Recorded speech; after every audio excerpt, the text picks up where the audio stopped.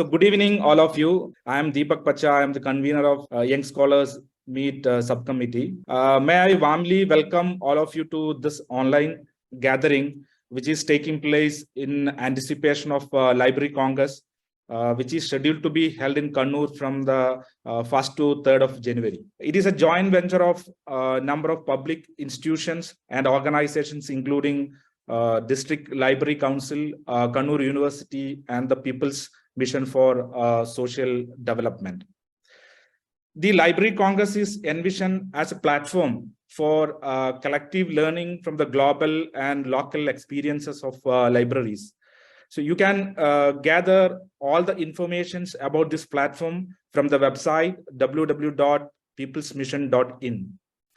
On the second day of the Library Congress, there will be a young scholars meet in which scholars from various parts of the country will be coming and sharing their ideas. Today's webinar being organized by the subcommittee that is in charge of young scholars meet. I don't think Comrade Vijay, Prasad, the main speaker in today's webinar, needs elaborate introduction to those who have joined this webinar.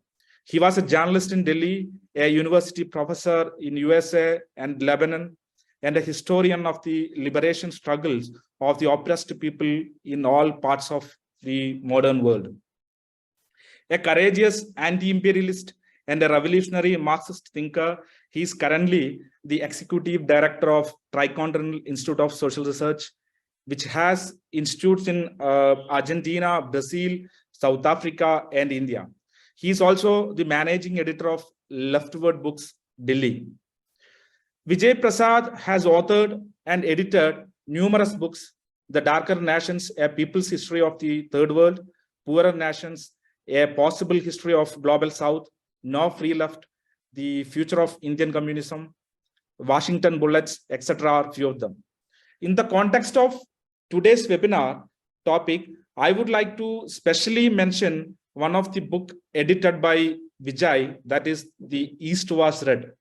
I would say those who are associated with the Library Congress should read this fascinating book as quickly as possible. Let me read for you a sentence or two from the Vijay's introductory essay in that book. Quote, "In the same year that we formed Leftward Books, Cuba's Fidel Castro launched the Battle of Ideas.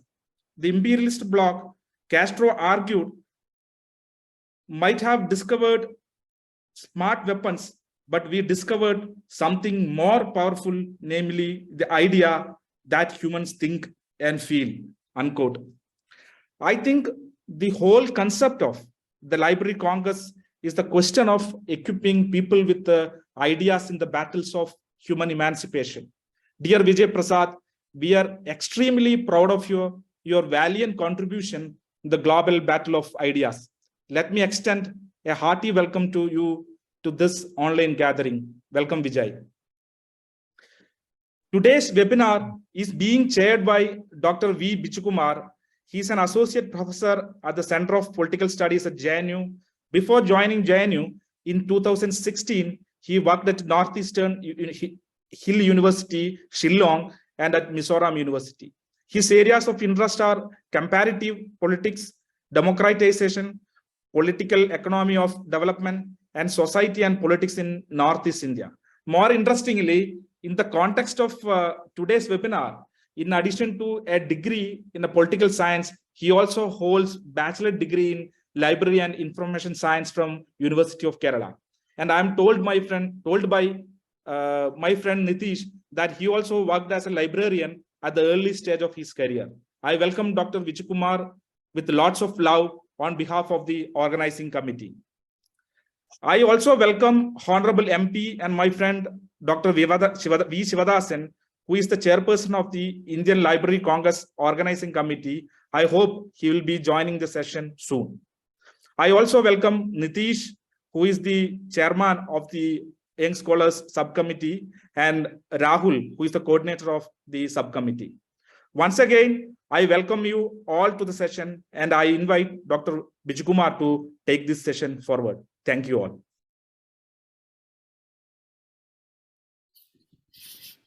Good evening, everyone. Thank you, Deepak, for the introduction. First of all, I apologize you because I joined 10 minutes late because of some technical problems occurred by logging in. First of all, I thank the organizers for inviting me to chair the webinar on reading and liberation. As we know that this seminar is taking place in connection with the Indian Library Congress to be held the 1st to 3rd January 2023 at Kannur. And this is the first exercise in a series of seminar going to be held in the subsequent days. And today we have with us Professor Vijay Prasad, the Executive Director of Tricontinental Institute for Social Research and the Chief Editor of the Leadbird books. In fact, today's topic is very interesting. Usually we discuss many things about the world and our country and many things. This is something very interesting that reading as a process now which can liberate human beings, and reading is not only for learning but it is also for creating certain kind of radical consciousness among the people, especially it's which leads to social and political kind of transformations. See, I'm not talking much about the topic today because you are all already waiting for Professor Vijay Prasad's lecture. So I invite Professor Vijay Prasad to deliver his lecture, and after the end of the lecture, I will comment on that. There is I will also place my views on the topic after hearing from him, and after that we can have a question and answers. And once again, I am thanking all of you for joining this webinar, and I cordially invite Professor Vijay Prasad to speak on this topic. Thank you once again.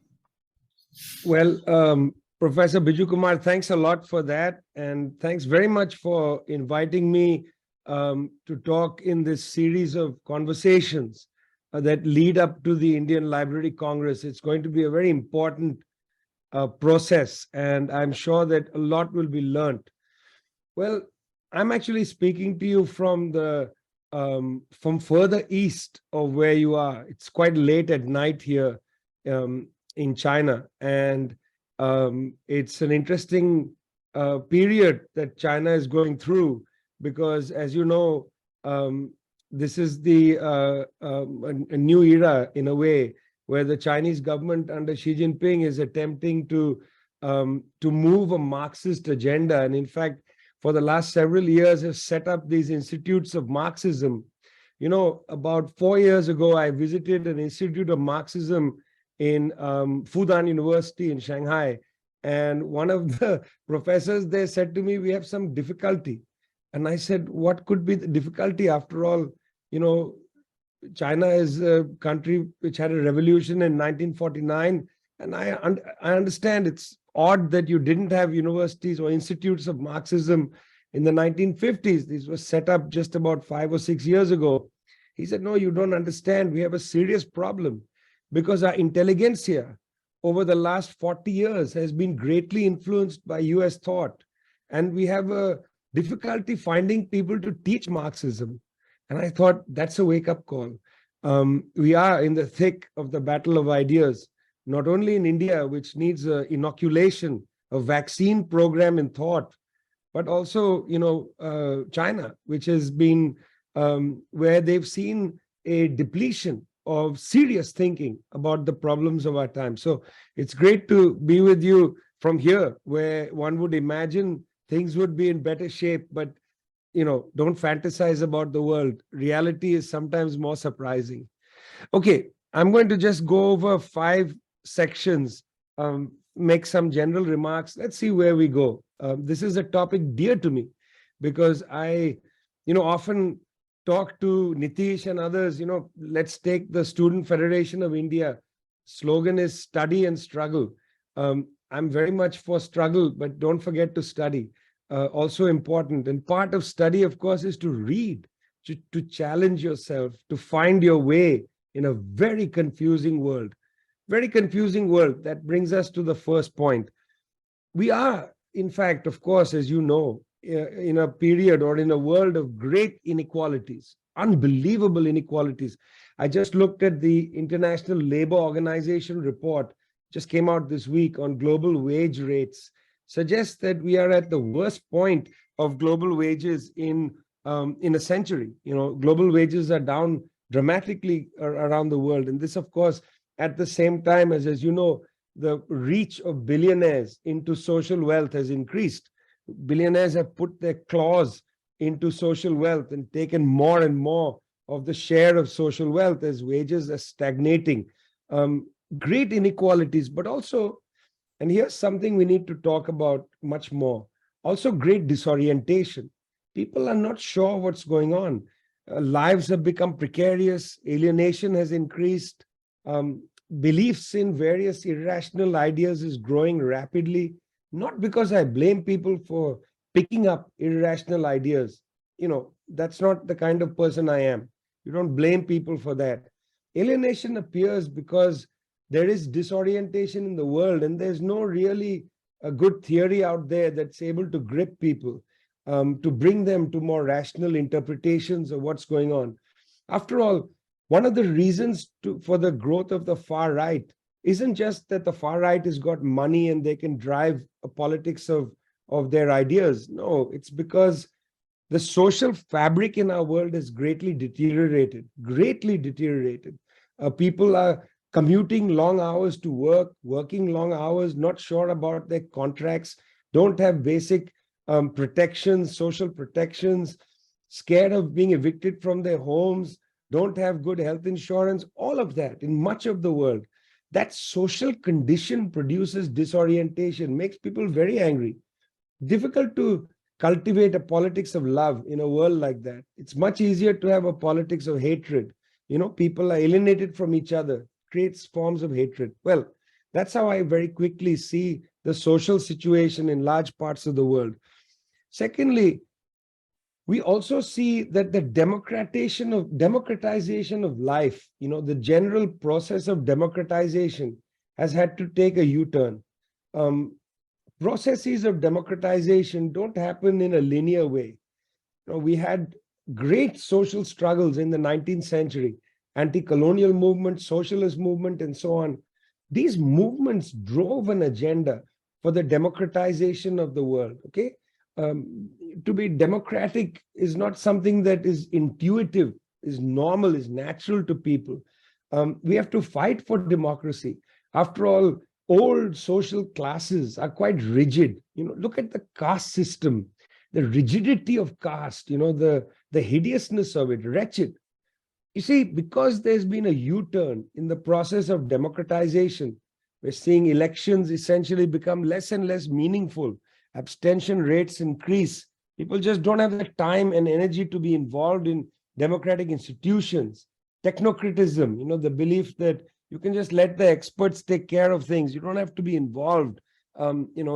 Everything can happen outside. You are not part of the tide of history. Somebody else makes history. You're just a bystander. All these ideas are examples of the U-turn of the process of democratization. And the less we believe in a democratic possibility, the more the alienation and the precariousness increases. Because if you believe you're not in the tide of history, you're not making history. If you believe that history is made by other people, the prime minister on television, Man Ki Baat, he's making history. The rest of us are just watching TV. You're no longer a citizen. You're a consumer of TV. That erodes the culture of democratization. It very much erodes that. Comes alongside a kind of normalization of brutality. I mean, look at this. I know that there's press coverage of the United States showing mass shootings. Somebody has a AR-16 rifle walks into a nightclub, shoots people, and it's terribly tragic. In South Africa, 60,000 violent deaths take place every year. For the population of South Africa, that's terrible. In India, there's not even a culture of discussing violent killings. There's not even a culture of that. We don't even think about it. Like when 6-8 people go and they lynch a Dalit in Uttar Pradesh or in Rajasthan or somewhere, we don't think of that as a mass killing. The brutality is just not there. There's a kind of way in which general public takes those things for granted. Violence becomes normal. The level of violence, domestic violence and so on, that's absolutely normal. Ejaz Ahmed taught me years ago that one of the reasons that there's an ease for fascism or neo-fascism in a place like India is that normal violence is just normal. Everyday violence is taken to be normal. And therefore, extraordinary violence is just a little bit greater than that. The fact that you can have 20 incidents of domestic violence in a mohalla, in a neighborhood, and then just, 2 weeks later, there's a communal riot there. The riot is not that different from those specific incidents of domestic violence. It just accumulates this way in which the democratic spirit erodes, this normalization of violence and so on. This is part of the kind of social lives produced by our political economy. That's the second point. The first one was this sense of inequality and great demoralization. The second is democratization. How did we get here? And here's the third point. We are living in a world greatly fragmented. Even when I was a young person, when I got involved in the left movement in the late 1980s, early 1990s in Delhi and so on, when I got involved in the left movement, trade unions still had a role. In Delhi, for instance, the trade unions had a major strike in the 1970s, major strike. They actually organized strikes during the emergency, to great credit of the Delhi working class.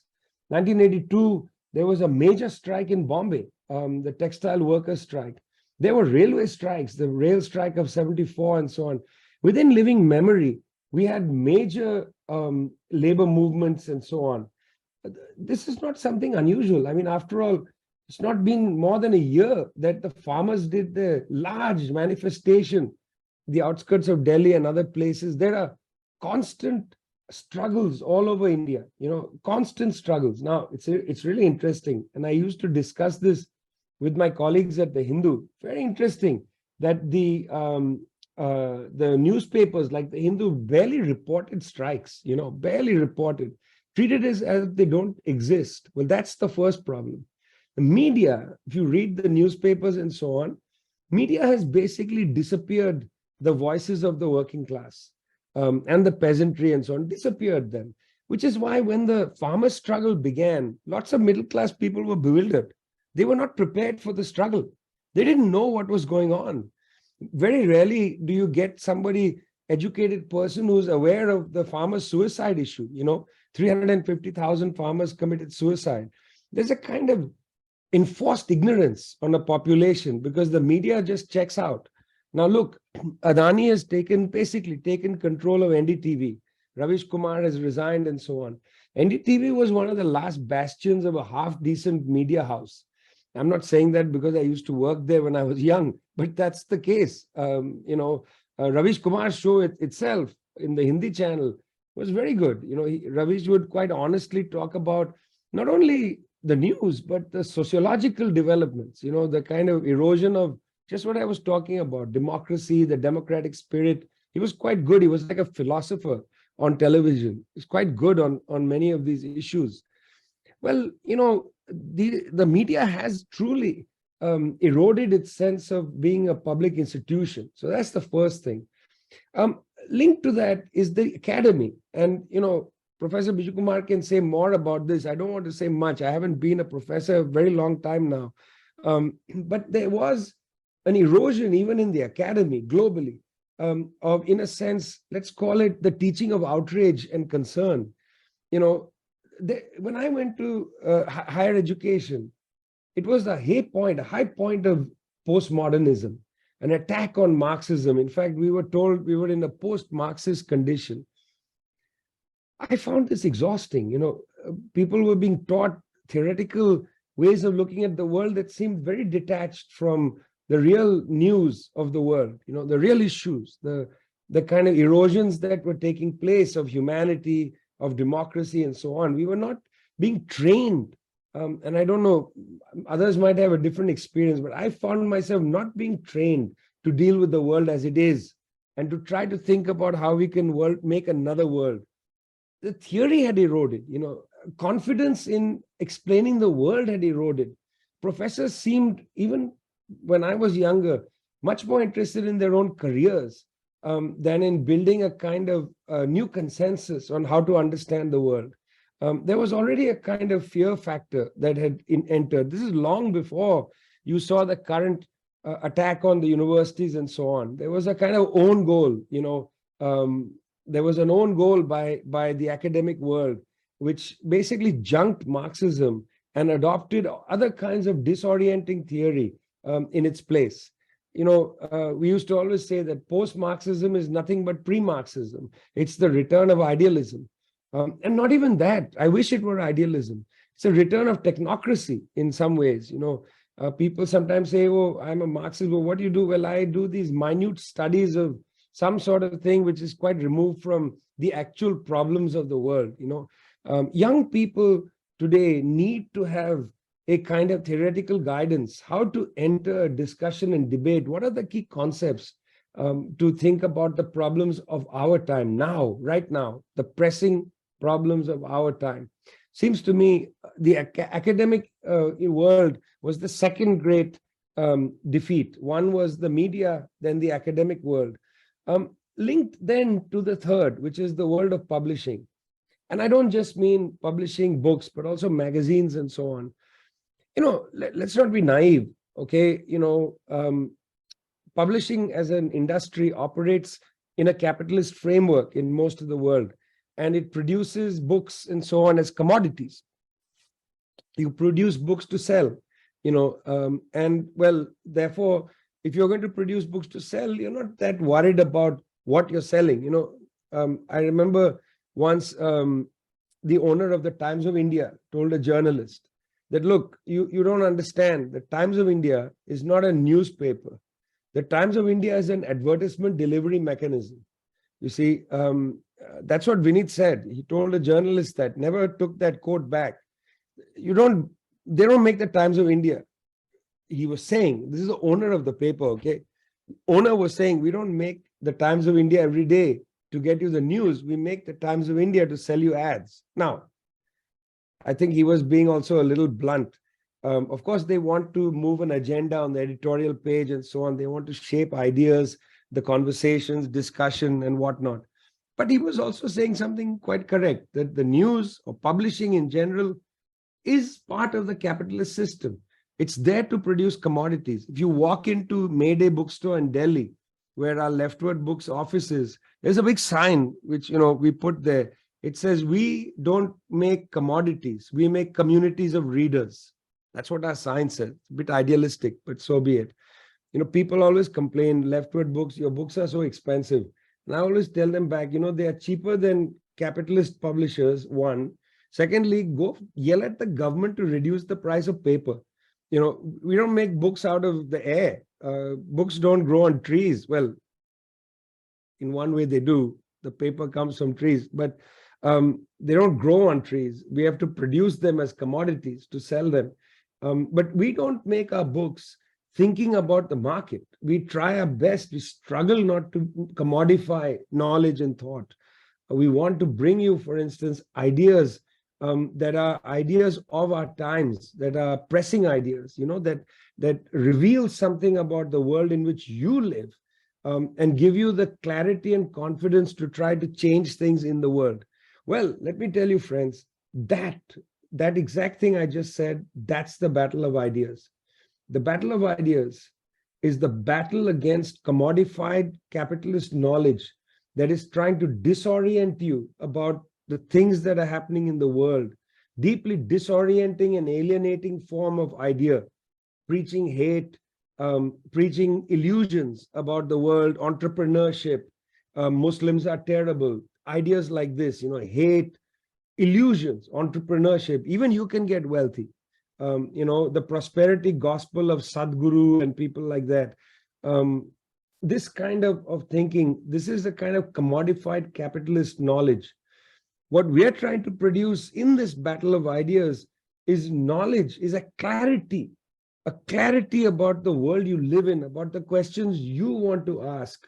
And that clarity, we hope, gives you confidence to go out there and try to change the world. Books don't change the world. Let me tell you that. However much you want to believe that Karl Marx's writings changed the world. No, Marx never changed anything. Marx wrote books. Marx tried to understand the world in a different way. He produced a theory of the world, which answered the pressing questions that people were asking, that workers were asking. He answered some of those questions. The books then give clarity to people. The workers' movement, for instance, gets clarity from the books of Marx. That clarity gives workers the confidence to go out there and change the world. The world is changed in a combination of clarity of thought. That's what we call the theory. Clarity of thought is one leg in that race that you have to run. It's one leg. The other leg is equally important. And that's having the confidence to go out there and try and change the world. This combination of theory and practice is what we call praxis. It's a driving force of history. Unfortunately, if there's no confidence that you can change the world, if you don't have clarity about how the world works, that clarity which would give you confidence, and if you're not getting confidence from your experiments to change the world, you may not see clarity. These things work dialectically. They are related to each other. Whereas, for instance, postmodernism and so on argued that culture was important, that, you got to take caste seriously and so on. Nobody was denying that. The issue was that kind of thought is not answering the pressing questions of our time. It's not looking, for instance, at what are the material limits to liberation. You see, look at the Constitution of India, okay, as an example. And not just the Constitution. Constitution of India basically abolishes caste hierarchies effectively, one way or the other. But in the 90s, and in the 80s, actually, there was a precursor to this. But in the 90s, Indian government passed a law banning manual scavenging. You know that? Manual scavenging. Oil the body, mostly conducted by Dalits, but not only, but mostly. Enter into sewers, grotesque, terrible job inflicted on people, some people by humanity. Terrible, casteist job. Banned, illegal by Indian law. Yet it happens all the time. Happens all the time. In all our cities and towns, you have people entering the sewers to clean them. I know in Kerala, some young people created a robot called a bandicoot. That means they said, by the creation through their idea, because these young people had the clarity of thought to know that this is repulsive. Not only is it against the law, but it's repulsive. And they had the confidence to go out there and build this device. Now, having the device itself is a text. It's like another book sitting there. Now somebody has to struggle behind that device to establish the fact that you need training institutes where the former people who go into the sewers learn to manufacture and to run these robots, perhaps as a transition, rather than get them unemployed by robots or get them other jobs and so on, and get other people to train to work these robots. That requires struggle. The world doesn't see changes merely by ideas. So when we talk about the battle of ideas, that's my fourth point. When we talk about the battle of ideas, we don't mean that in the battle of ideas, you secure great victories. We mean that the battle of ideas is the place where we struggle to create clarity in order to give people confidence to go out there into the battlefields of struggle and prevail, and then bring those ideas into the world through the struggles, So that's the point about the battle of ideas. Don't adopt an idealistic standpoint to believe, well, if you have the right ideas, you'll make the world better. I wish that were the case. I'll give you another quick example, if that's okay. We know that in places like Nepal and, of course, many hill parts of India, and you used to live in the hill regions of India, so you'll know this very well. One of the great killers of women is asphyxiation. And they asphyxiate because the working class women who work in tea plantations and so on, they have small homes and they cook inside their home with a wood fired or a charcoal fired furnace, little, angiti or something. Well, these women are basically, breathing in carbon monoxide, which is killing them. Horrible. We know that's horrible. Everybody knows. The United Nations women's, UN Women keeps writing things about how this is horrible. Everybody knows. We also have hundreds of designs at engineering schools, including at the IITs, of smokeless chulas. People have designed these. So we know it's bad that women are dying, that we have the idea it's bad. We have a substitute device that will solve it. Why isn't it being brought into every home? That requires a struggle. That's what I'm talking about. It's study and struggle. It's giving the clarity of thought, which gives confidence to go out there into the battlefields of struggle and change things. Okay, final point. Look, frankly, bourgeois culture is brutal. It creates brutalities every day. We talk about war, how war is horrible. Yes, indeed, war is horrible, but so is the effect of bourgeois culture. Violence inflicted against children, child labor, still a big problem in the world. I've been to places in the Democratic Republic of Congo where young children are out there as so-called artisanal miners, mining for coltan, which helps run our telephones. The brutalities inflicted, the violence of bourgeois culture is extreme. Online, I get people attack and they say nothing is worse than communism, blah, blah, blah. So many people killed in the gulags. Okay, yes, horrible. Yes, agree. But it was not a fundamental feature of the communist dream. It's not a fundamental feature. But these brutalities of bourgeois culture, it's a fundamental feature. The super exploitation of people, women dying of asphyxiation in the hill areas, children in the Congo scraping the ground to find coltan. These are inherent brutalities to bourgeois culture, and at the same time, as I said at the beginning, people are alienated from each other and so on. So here's three ways in which, three little things that a process called the Indian Library Congress can think about, three different ways. Well, the first is, I really recommend that young people communicate with each other in different forms, writing, making videos, and so on. Communicate about the brutalities in the world, but also how we can exit them. You need to communicate with each other. Don't read books I write, frankly.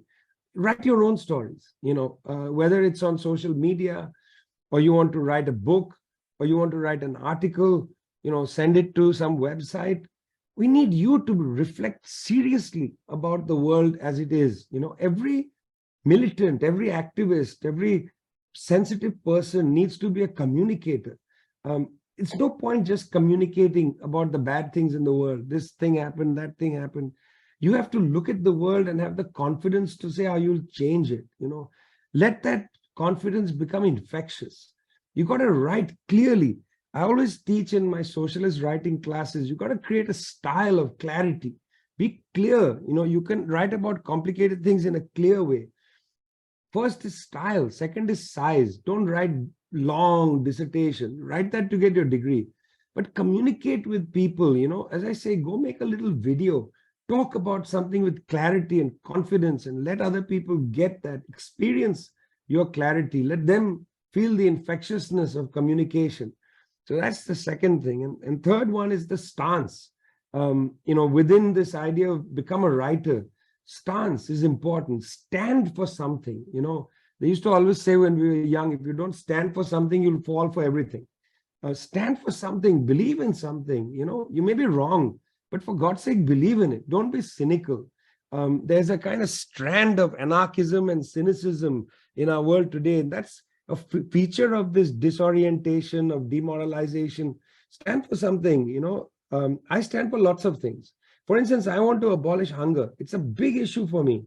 It's a socialist demand. I'm so glad to see the government of Kerala make the argument that now they're going to create a campaign to end absolute poverty. Absolutely essential. Tricontinental just released a study on how the Chinese abolished absolute poverty in Malayalam. It's now out in Malayalam, also in English, Spanish, Portuguese, Chinese, all kinds of languages. But this week it's out in Malayalam. So I highly recommend you take a look at it. Okay, the first suggestion I have is become a communicator, become a writer, become a maker of videos, become a something that communicates to people. Every writer is a reader, every reader is a writer. Reading shouldn't be a solitary activity, it's a social activity. In light of that, the second thing, every February on the 21st, we celebrate Red Books Day. Nitish can tell you more about that on another occasion, perhaps. This is a great event where people go into public. It's the anniversary of the publication of the Communist Manifesto, but that's not the main thing. People go into public and they read red books in public. Last year, we had 700,000 people around the world contribute. I was in Havana recently, and the Cuban communists said they're going to put a call for every Cuban to join on 21st of February next year. In South Africa, people are eager to join. I would like to see millions of people in Kerala, millions of people in Tamil Nadu. I'd like to see people all over the world. I was joking with our team recently that next year we want to see 10 million people. We want to go from 700,000 to 10 million people. Why? Because public reading is essentially part of our general orientation to rescue the collective life. Our ideas must be there in the public domain. Go out there and declaim them. That great speech that A.K. Gopalan gave just before he went to jail about the great rebellion in Malabar. Go out into public and read that speech. Read something, but read, for God's sake. Read to create clarity and to create confidence. And finally, the library movement is very important. Yes, I agree, books are expensive. That's why libraries are a democratic institution, not only to read books, but also for the internet, where perhaps internet devices can be put into libraries. People can come and read online and so on. But for God's sake, don't forget to read books as well. Why is reading important? Reading stops time. Reading stops time. Everyday life pauses. I put in my calendar, I must have at least 1 hour to read. My alarm on my phone goes off. Now you have to read. I put my phone off, put it away in another room sometimes. I often travel, so I hide it in my suitcase and I sit down in a chair for that hour and I read. It's a solitary activity, reading like that. It stops time. It also allows me to reflect greatly on things that are happening in the world, particularly if the text reflects on the world. And then, how I read is, as I read, I take lots of notes. My notebook is filled with ideas that I get as I'm reading. I call this active reading. You read, you take notes, you note things down, you write, this is nonsense, this is correct, got to find out more about this. How can this person say that, and so on. You read along with the writer. That's what gives you clarity. When you have a knife to cut things in the kitchen, every once in a while your knife gets dull. It loses its edge because you're cutting, the edge gets dull. So you take the knife to a stone and you sharpen the knife on the stone. In my opinion, reading is like sharpening your knife, your intellect on the stone. But passive reading is not really, it's like sharpening your knife on water. Passive reading, you don't sharpen your intellect. You're just absorbing things and forgetting things and so on. You got to write as you read. You got to build your thinking as you're learning. So the library movement is really important. You can't write in a library book, so write in your notebook. I write in my notebook all the time. I carry it with me. I always tell people, reading and writing are twins. They are Siamese twins, joined at the hip. You can't read without writing, and you can't write without reading. They're both together. You've got to learn to read actively. Don't read passively. You see, we're in a great fight against inequality, against demoralization, and so on. We need new tools for this fight. You have to produce the tools. You have to become the theorists of our movement. For that, you have to read the texts of the past. You have to read texts that are explaining the present. You have to sharpen your knife against them, sharpen your thinking, create clarity. Let that clarity be infectious. Then go out there and give people confidence to struggle. Thanks a lot. Thank you, Professor Vijay Prasad, for an illuminating, presentation. Now this lecture is open for any kind of discussions, comments, and those who want to ask questions or any kind of comments, they can ask, or they can put their question in the chat box so that we can read out, and Professor Prasad will be able to respond to that kind of questions and comments. Thank you. Doctor, there are already 11 questions in the Q&A box. Deepak, can you read it, or I can? Yeah. If required, I can read it. Yeah. So, some of the questions are not relevant to today's discussion, but yeah. First question is globalization responsible for increased dehumanization of the society? That is the first question. Okay, let's just go one question at a time. Is that better? Yeah, that will be better. Okay. Well, look, frankly, it's not like we had a great human society before globalization, okay? I used to find it funny, not funny, quite sad. In the 1980s, when scholars of India would say that caste is a colonial construction, now, certainly colonialism fashioned caste in a particular way and used it and so on. But for God's sake, caste has a history long before colonialism, and a pretty horrible history. So it's not like globalization creates dehumanization, but certainly the process of capitalism, as it becomes more and more sophisticated in extracting surplus value, in discarding human labor and substituting it for machines and so on, this process in which globalization is a phase certainly further damaged society. You can't build socialism without society, and rebuilding society is a key part of the socialist project. So yes, I'm not sure it's globalization, but capitalism over its long history has eroded the possibilities of human existence. And so, yes, the answer is yes, but with all those caveats.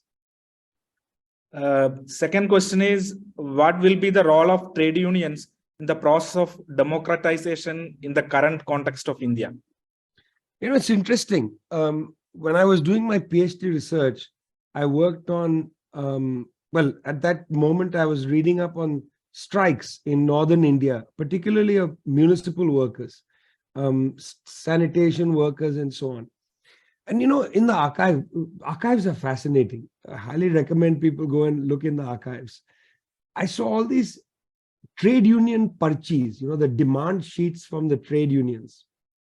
Interesting. What would you expect? If I asked you we did a survey of all the people here, what would be the first demand of all the trade unions? And in fact, this is a finding that you can see even today.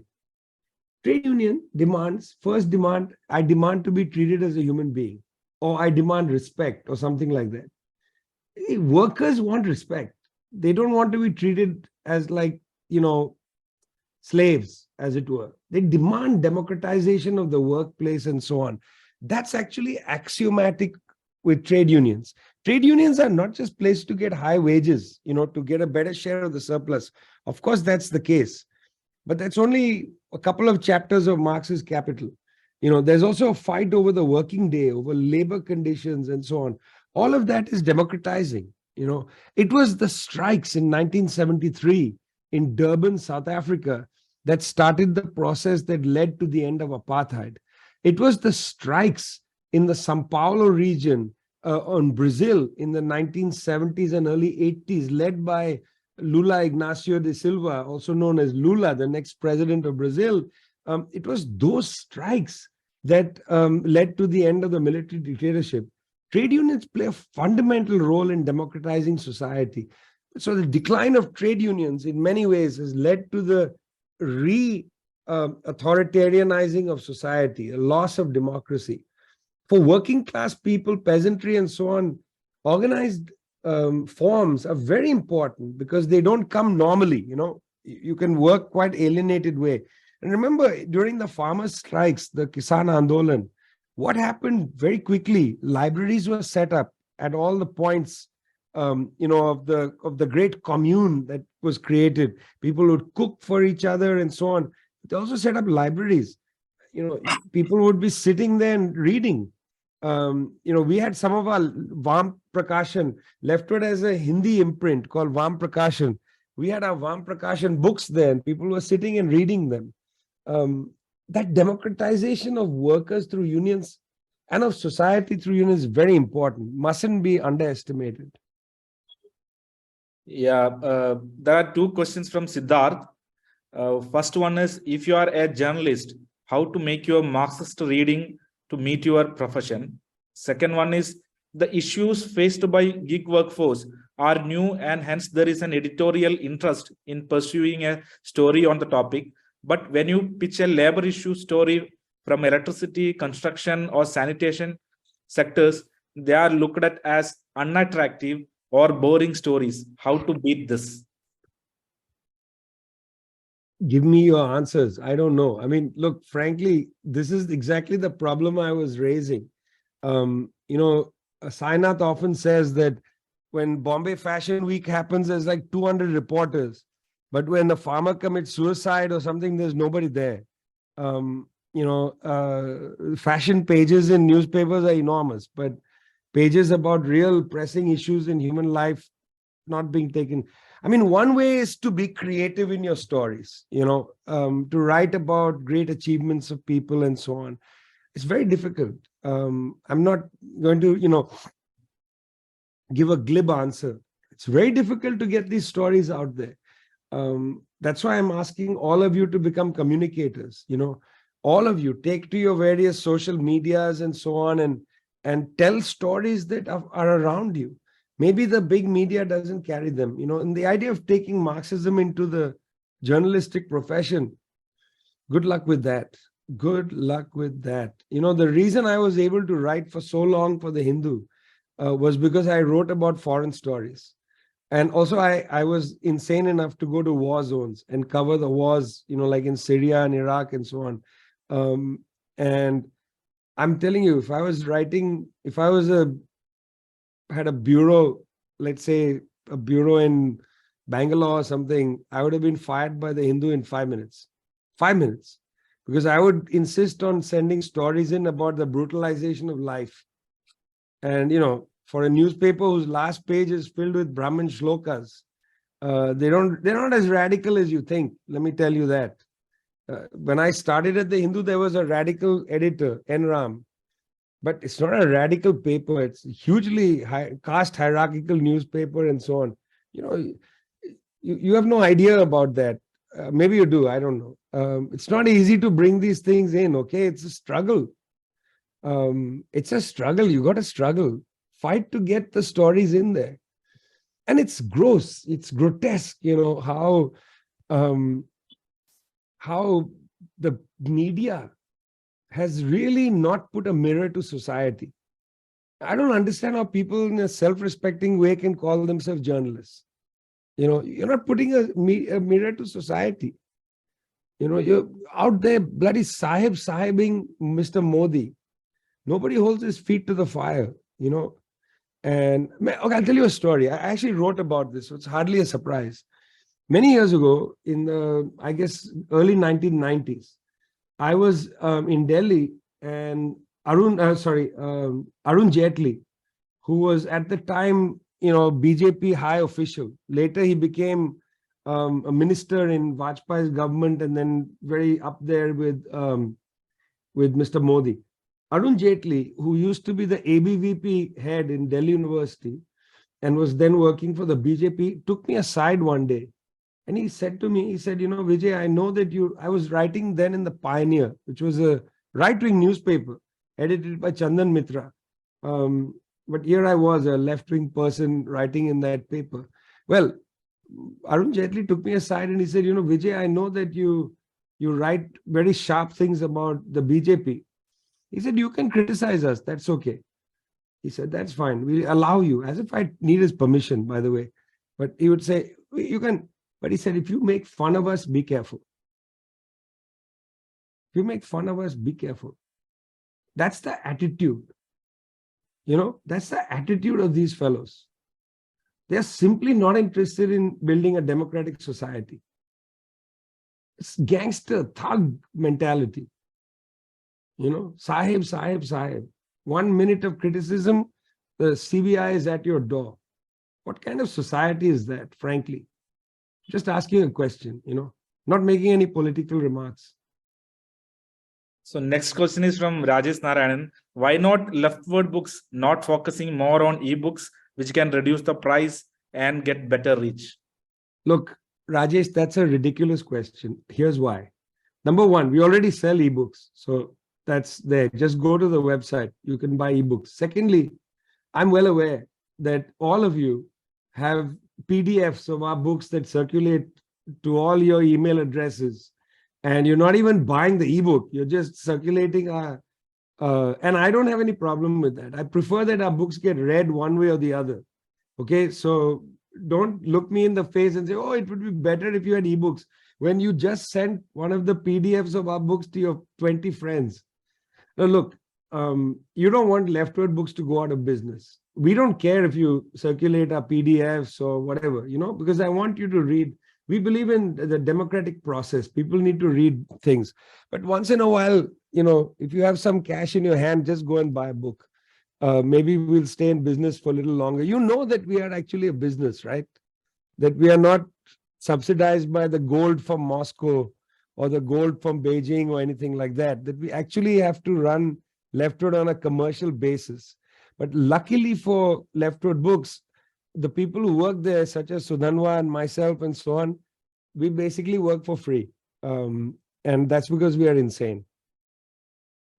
So another question is from Aisha. How do you keep your hope about a better world alive when you haven't experienced anything that sort of in your 20, 30 years of life? Well, I hope you're not talking about my 20 or 30 years, because I'm certainly not in my 20s or my 30s. More accurately, in my 6th decade of my life, how do I maintain hope, right? I mean, Deepak, is that that's a decent edit of the question? No, I think she may be asking about herself only. No, I'm joking. I'm just teasing. Okay, so, I don't think you need to actually think about this. There was an East German Marxist philosopher, Ernst Bloch, and Bloch wrote a lot of things. Some of them are hard to understand, but he wrote a lot about hope. And one of the things I learned from Ernst Bloch is that hope is inherent to humans. Humans are extraordinarily hopeful species. I don't know why. I don't know the science of it. I don't know the biology. I'm just repeating what Ernst Bloch said. Also, my own experience. People are hopeful. You always hope for the best, right? Some people might be extraordinarily, negative about the world and so on, but generally people are pretty hopeful about things in one small way or the other. They hope for their children, for instance. They have hopes for their children. There's something about the human experience that makes us keep hoping that things will get better. We never lose that. And it's not that I don't hope personally. I don't hope that somehow tomorrow something will get better, but I know that people are going to continue to struggle to improve things. And it's in that struggle that I have my hope. My hope is not that, tomorrow everything changes. It's in you. My hope is in you. In your existence. In our tricontinental team, people like Nitish and Satarupa and Subin and others, you give me hope. Your work, your commitment, your ambition, your clarity, your confidence, and so on. You give me hope. I don't look for hope abstractly. I look for hope in people, and the existence, your existence, gives me hope. The farmer's struggle gave me hope. The Anganwadi workers fighting for their rights, in difficult circumstances, gives me hope. The Asha workers, look at them during the pandemic, gives me hope. Hope is from people. There is something quite axiomatic about that. I look at you, I see that you want to change the world. You want to bang your fist on the table. Students in India fighting against, Leftward has just published a book edited by Dipshita and Nitish called Education and Exclusion, or Education or Exclusion. It's filled with quite passionate essays against a new economic policy. That's young people analyzing something, saying this is an existential threat. We're going to fight it, That's hope. Hope is in that. Hope is in your struggles. You remember the anti-CAA struggles? So many people on the street. Don't please forget that. The pandemic ruined a lot of things, but don't forget that. Shaheen Bagh and so on. Hope. Another question from Shashigala. While discussing about any kinds of inequality, I feel social media plays a major role today. Instead of propagating equality, sometimes social media spread hatred and discussed very fast, especially when it comes to gender equality. How can we address this challenge? Oh my God. I really don't know. The algorithms are designed by some of the most horrifying people in the world. Okay. I don't know. Really don't know how to do it. I think it's not just social media is a reflection also of the world.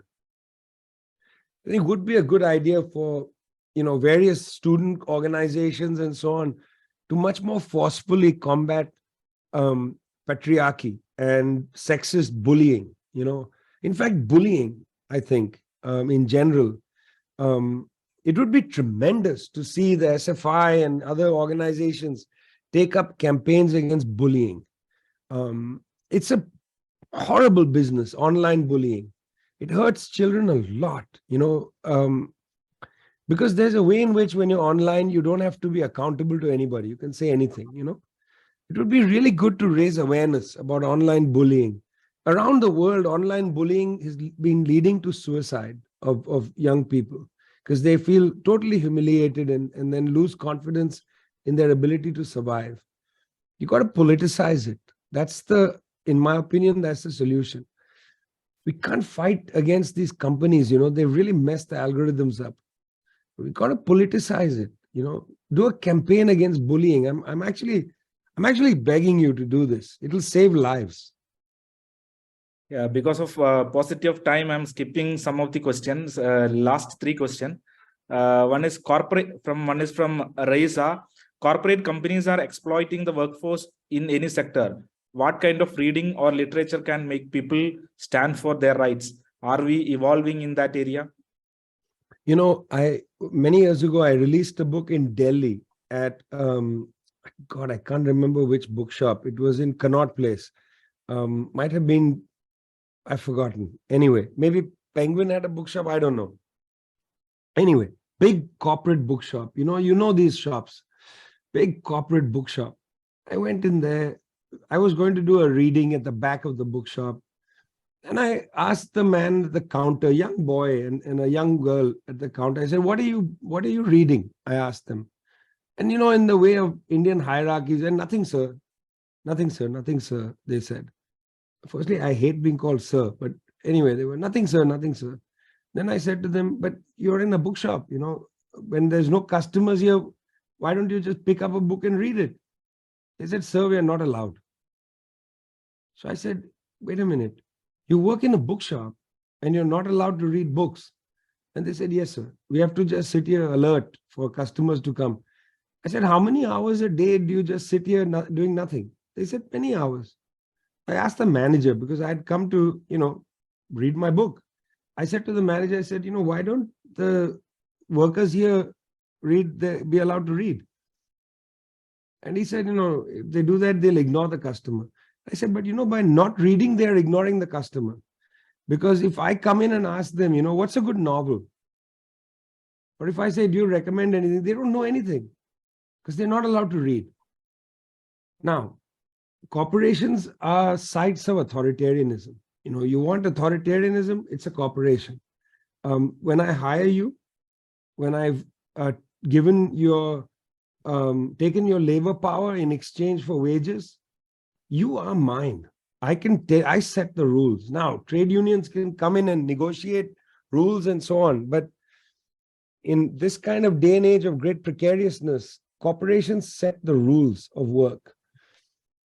We don't have very many accounts of this, this kind of the dictatorship of capital.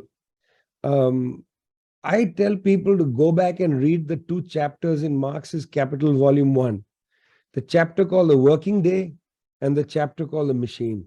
I highly recommend it. It's a social history of everyday life. By the way, if we were in a room together, I'd ask you, how many of you have read Marx? And I don't know how many hands would go up, but I'm often surprised at how few people have actually read Marx. People say, oh, Capital is too difficult and so on. It's nonsense. It's a fantastic book. It's fantastic. It's one of my favorite books. It's gripping, especially these 2 chapters on the working day and the machine. Don't read from the beginning and so on. You need a good reading group. You need a teacher to teach you Capital. But those 2 chapters, you can read them on your own. You want to learn about precariousness, the gig economy, all that stuff, read those 2 chapters, okay? Pay attention to a section in the chapter on the machine where Marx talks about how women pull barges. Read that. You can send me an email about that, okay? Another question is, Professor Prasad, you mentioned a growing strand of anarchist cynicism. Could you perhaps elaborate a bit on that? Well, the cynicism is easy because that just means no point doing anything. What's the point of trying to change the world and so on? The world is useless. All politicians are corrupt. All political parties are authoritarian. That sort of attitude. There is also a kind of strand of anarchism that's there in the world. And this is it's an arrogance that exists. People will say, oh, why are you supporting, Cuba? It's a state capitalist country. Or Kerala is not really a communist country and so on. I don't like this form of thinking. I find it annoying. These are people who think they're like the popes of communism or the popes of the left. They can, from the pontiff, they can pronounce judgment. When you want to understand how people are fighting to construct socialism, they are constructing socialism in adverse conditions. And besides, the construction of socialism is a journey. It's not arrival. You don't arrive there. It's going to take 100 years to construct socialism. This long before you enter a kind of communist phase. The Soviet Union only lasted 70 years. Let's be frank. Now the Chinese Revolution is slightly longer than the Soviet Revolution, but not by much. It's just about over 70 years, People say, oh, China, it's not communist, it's authoritarian. You don't understand how class struggle functions, frankly. Class struggle is a messy business. Building socialism in poor countries is very difficult. Not easy. People are experimenting. Corruption exists for sure. Somebody say, oh, this minister is corrupt, therefore the whole thing is useless. No, come on. Human beings are nasty creatures at one level, Why should a socialist project be uncorrupted by the world that we live in? The corruptions of the world enter there. Patriarchy, caste feeling, all this stuff enters the socialist project. The class struggle is permanent. You have to keep fighting against it, and that cynicism, that sort of anarchist dismissal of building a project, that's what I'm talking about. I don't like that. And because people who have that attitude don't try to build anything. Try to build something. People who dismiss China, for instance, try to build something. Look, for God's sake, the Chinese have abolished absolute poverty. Can't wait for that to happen in India, by the way. Can't wait. To walk around the streets of China, there are no homeless people. Okay, people have basic needs taken care of. And better. They have better trains in China than anywhere else in the world. They have more green technology than anywhere else in the world. I have never been to any place in China where you can't sit in your car, put your phone on and watch a video. It's almost 100% connectivity in the hills, in remote areas and so on. They have 5G connectivity everywhere. People say, oh, it's authoritarian, is this, is this, Xi Jinping is like a dictator. Yeah, listen, any day of my life, ask a poor person who's starving on the streets of India, what's your problem? You hate the Chinese because they have abolished poverty? Last question is from Ashutosh. Do you think there is an active attempt to keep the students out of politics, especially in technical institutions like IITs, considering the entrepreneurial culture and discouragement of progressive, safe spaces? If yes, how can we possibly counter this? Now, this goes in two directions. One is there is definitely a government policy in India, definitely. Satarupa and Ambedkar published a book called The Students Who Won't Be Quiet from Leftward Books, where they catalog the student struggles of the previous generation, just about 5, 6, 8 years ago, where already they were seeing at various institutions of higher learning in India, where the authorities were basically saying, we don't want you to protest. This argument that students who protest are anti-national and so on, it's ridiculous. It's simply ridiculous. Student protest develops citizenship. It actually helps you to better study. Okay, so that's from the one side. During the anti-CAA protests, the postmodern historian Dipesh Chakrabarti was asked in Bengal by somebody, what do you think about the student protest? And he said, no, students should just go home and study. They shouldn't protest. Okay, there was a big hangama all around places. People said, the subaltern studies historian is telling students, don't protest, only study. So I wrote to Dipesh and I said, look, I want to interview you for Scroll, the website Scroll. I want you in your own words to say what you said, because you shouldn't be taken out of context. Maybe the journalist was malicious. Dipesh replied to me. I said, don't tell me on the phone. Please write me the response. I don't want to misquote you. So he sent me a response. We printed it in Scroll. In the interview with me, this is what he said. Students should just study. Don't waste time doing politics. So both from the right wing and from the postmodern wing, you have people saying students should not struggle. They should just sit and study. I agree with the second part. Students must study. After all, you're a student, so you should study. But I don't think there's a choice between study and struggle. Look, if education is being taken away from you and from the people who come next, you better struggle. Otherwise, you won't be able to study in the future. Struggle is actually to protect the possibility of study. This book that will be released soon, Education or Exclusion, it's an argument for study, because the power is trying to take away your right to study. So it's not a choice between study and struggle. You got to do both. And I think the establishment wants to create a permanent technocracy. They want you to merely be engineers and so on. They don't want you to think.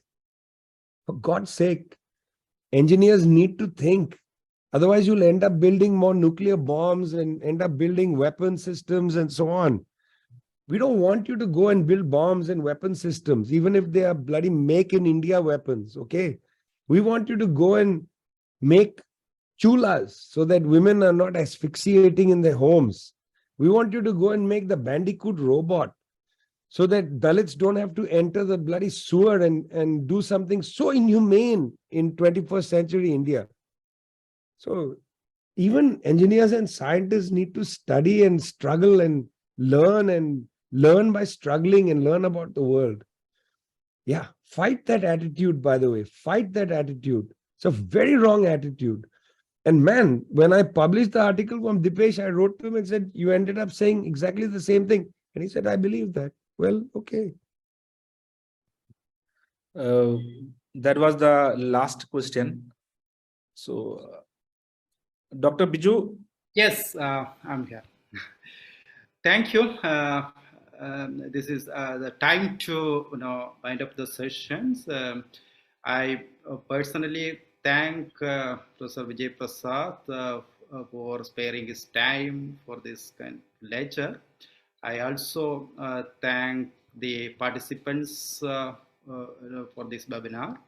And in fact, the debate will continue. This is, in fact, the first webinar of the series. I think in subsequent webinar also, the issues also will come up. We can debate, we can discuss, because there is no stoppage for any kind of discussion and debate and discussion. Even if there is an externality on the debates and discussion, but debate and discussion will continue.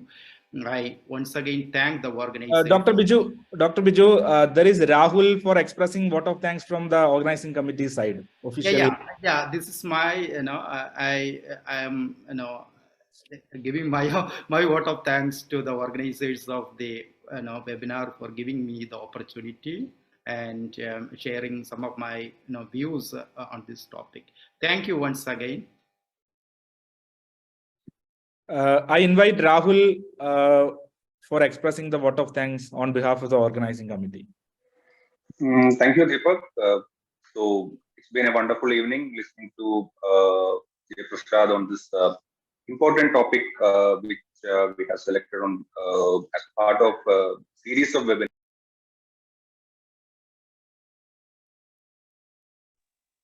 to conduct as part of the Scholars Meet of Indian Library Congress. So as a beginning, getting Vijay Prasad as a speaker, it's personally and being part of this organizational committee, we express our sincere thanks to Vijay Prasad for accepting our invitation for attending this webinar and giving an enlightening lecture on this very important topic. And also Dr. Biju Kumar for chairing this webinar, and also all the participants who became part of this webinar, and for their active participation and wonderful Q&A session which we all listened to. And